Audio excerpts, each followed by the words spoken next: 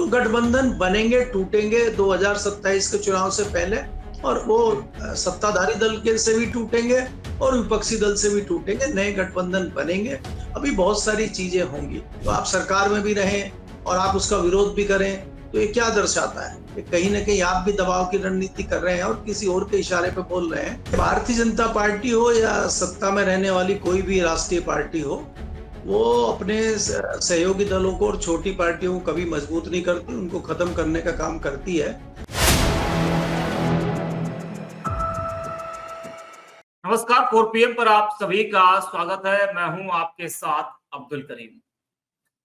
अभी तो 2 साल का वक्त है यूपी में जो विधानसभा का चुनाव है। 27 में यूपी में विधानसभा का चुनाव है, लेकिन उससे पहले उत्तर प्रदेश में पंचायत का चुनाव होना है और 27 के चुनाव की तैयारियों में तो सभी दल लगे, लेकिन उससे पहले जो ये पंचायत का चुनाव है, ये 27 का माना जा रहा है सेमीफाइनल।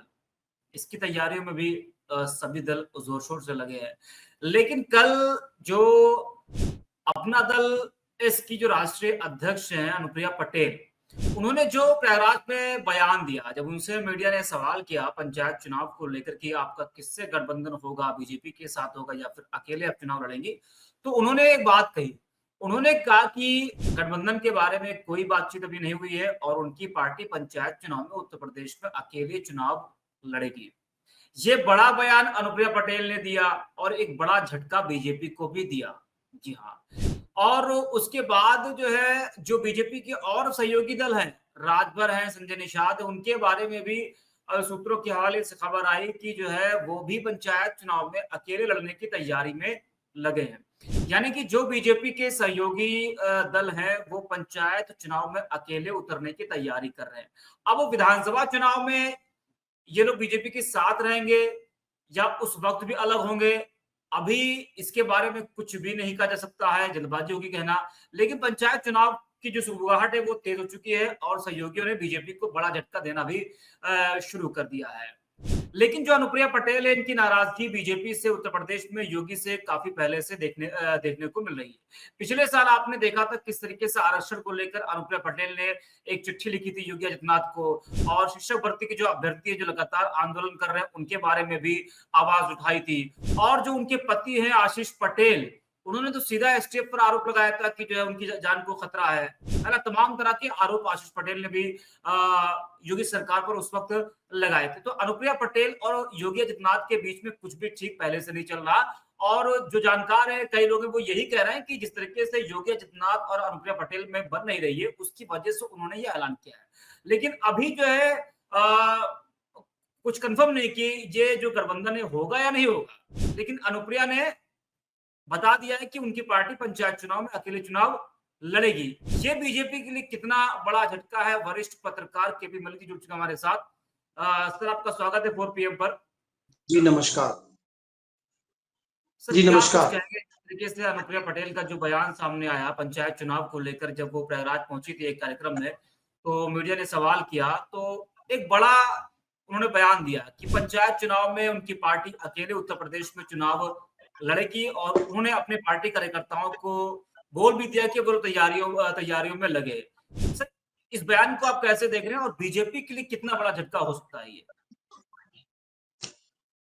देखिए करीम साहब, हमें ये देखना होगा कि लंबे समय से भारतीय जनता पार्टी की सरकार उत्तर प्रदेश में चल रही है, जिसको लगभग 3.5 साल का वक्त, और 3.5 साल के वक्त में जो एलाइज हैं वो उस तरह से संतुष्ट दिखाई नहीं देते जिस प्रकार से होना चाहिए। तो कहीं ना कहीं जो सहयोगी दल है भारतीय जनता पार्टी के उत्तर प्रदेश में, वो एक दबाव की रणनीति अपनाना चाह रहे हैं कि इससे थोड़ा सा सरकार पे एक तो दबाव बनेगा, भाजपा पे दबाव बनेगा।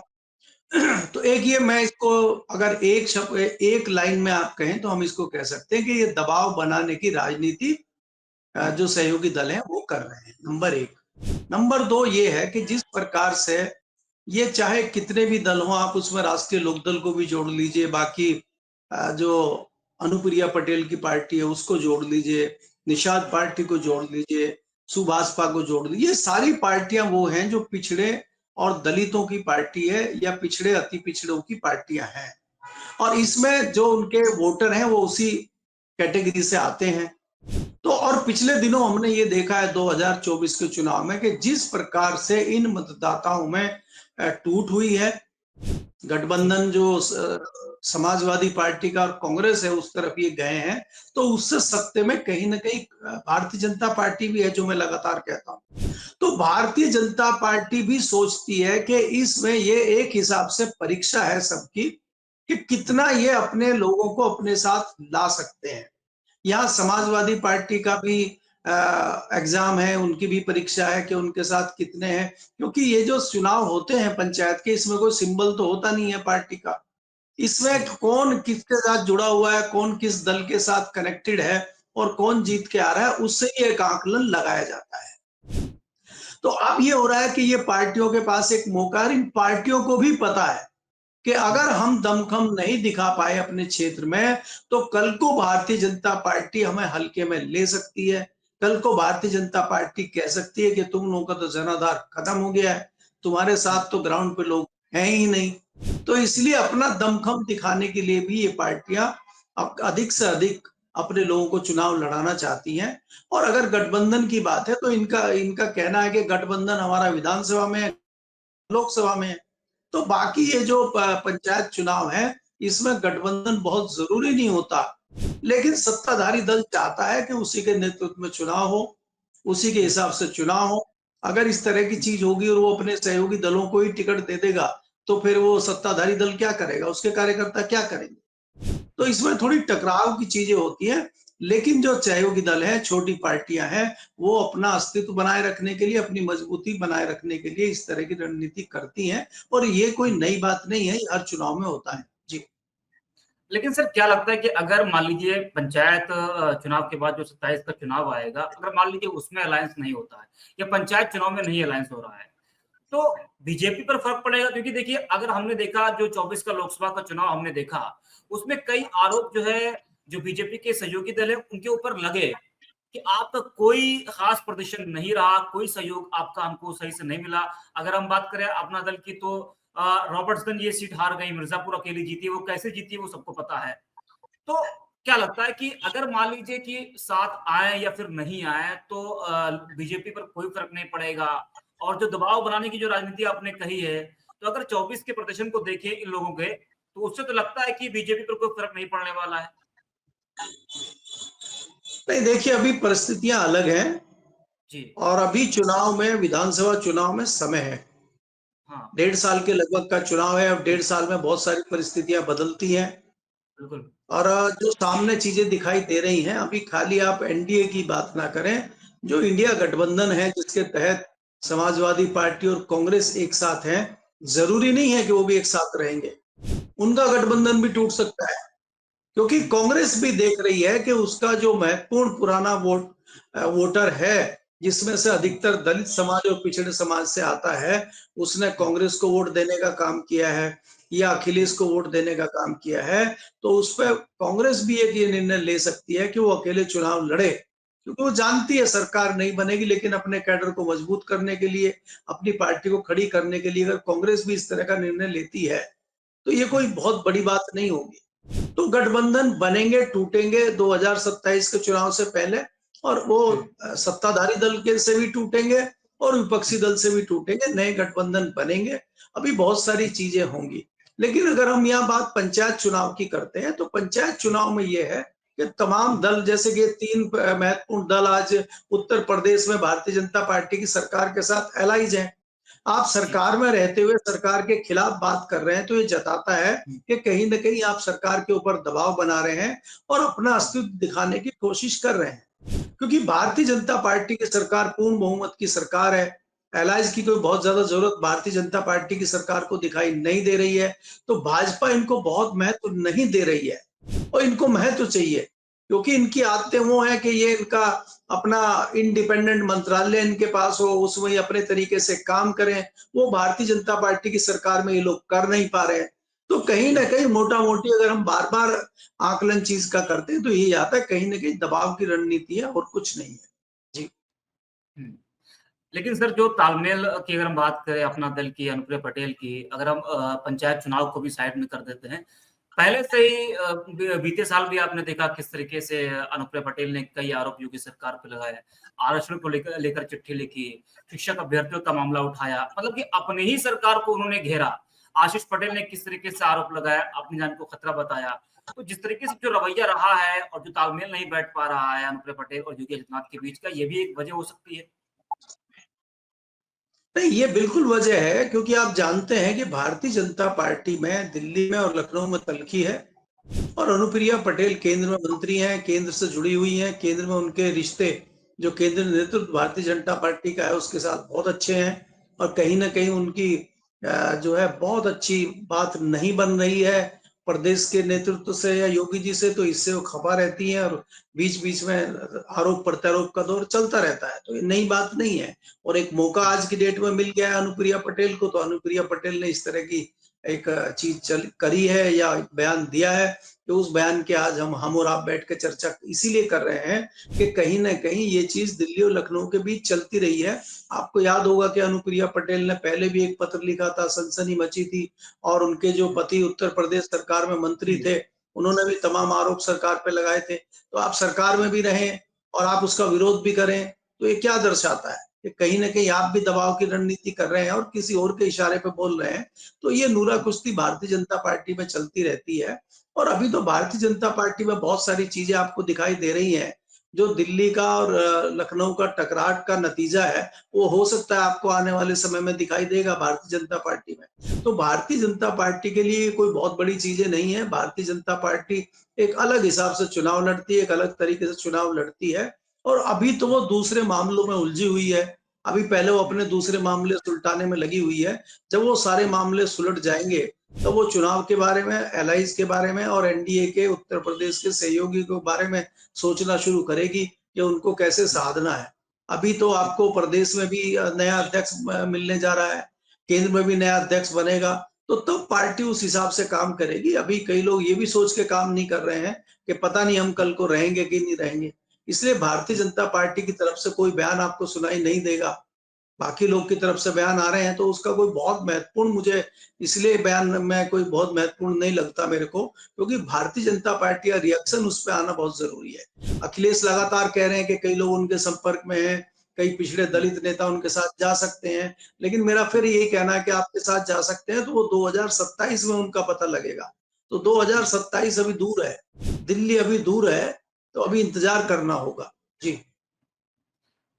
अभी सर एक चैनल पर एक बीजेपी के नेताजी बैठे थे, तो वो कह रहे थे कि बीजेपी एक ऐसी पार्टी जो छोटे दलों को मजबूत करती है और उन्होंने इंडिया अलायंस पर, इंडिया गठबंधन पर हमला बोला। और जिस तरीके से इस वक्त इमरान मसूद लगातार वो फायर हैं समाजवादी पार्टी पर और लगातार वो कह रहे हैं कि जो है हम अकेले चुनाव लड़ेंगे 27 में, तो उसको लेकर उन्होंने कहा कि जो है बीजेपी छोटे दलों को मजबूत करती है।